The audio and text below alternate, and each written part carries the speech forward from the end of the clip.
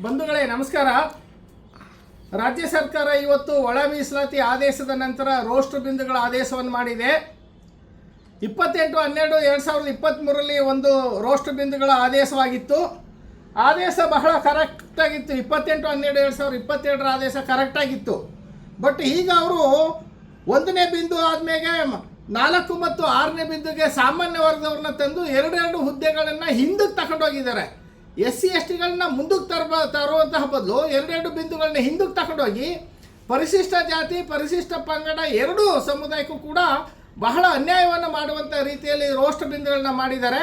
ಈಗ ತಾನೇ ಸಮಾಜ ಕಲ್ಯಾಣ ಇಲಾಖೆಯ ಆಯುಕ್ತರ ಜೊತೆಯಲ್ಲಿ ನಾನು ಮಾತನಾಡಿ ಹೆಂಗೆ ಸಹ ಇದು ಅನ್ಯಾಯ ಆಗಿದೆಯಲ್ಲ ಅಂದಾಗ, ಇಲ್ಲ ನಾವು ಫೈಲ್ ಕಳಿಸಿ ನಾವು ನೋಡ್ತೀವಿ ಅಂತ ಹೇಳಿದ್ರು. ಅವ್ರು ನಮ್ಗೇನು ಕಳಿಸಿಲ್ಲ, ಸಿಬ್ಬಂದಿ ಮತ್ತು ಆಡಳಿತ ಸುಧಾರಣೆ ಇಲಾಖೆ ಅಂತ. ಅಲ್ಲೊಬ್ಬ ಮರ್ಕಟ SC ST ವಿರೋಧಿ ಚಂದ್ರಶೇಖರ್ ಅಂತ ಇದ್ದಾನೆ, ಸ್ಪೆಷಲ್ ಸೆಕ್ರೆಟರಿ.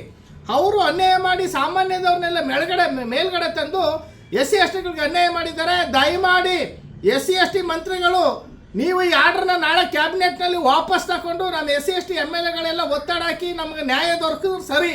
ಇಲ್ಲಾಂದ್ರೆ ಮೊದಲನೇದಾಗಿ SC STಗಳ ಮನೆಗಳ ಮುಂದೆ, ಮಂತ್ರಿಗಳ ಮನೆ ಮುಂದೆ ನಾವು SC ST ನೌಕರರು ಉಗ್ರವಾದಂಥ ಹೋರಾಟವನ್ನು ಮಾಡಬೇಕಾಗುತ್ತೆ. ಅದಕ್ಕೆ ಅವಕಾಶವನ್ನು ಮಾಡಿಕೊಡ್ಬಾರ್ದು ಅಂತ ನಿಮ್ಮಲ್ಲಿ ಕೈ ಮುಗಿದು ನಾನು ವಿನಂತಿಯನ್ನು ಮಾಡ್ಕೊಳ್ತಾ ಇದ್ದೀನಿ. ಜೈ ಭೀಮ್, ಜೈ ಭಾರತ್.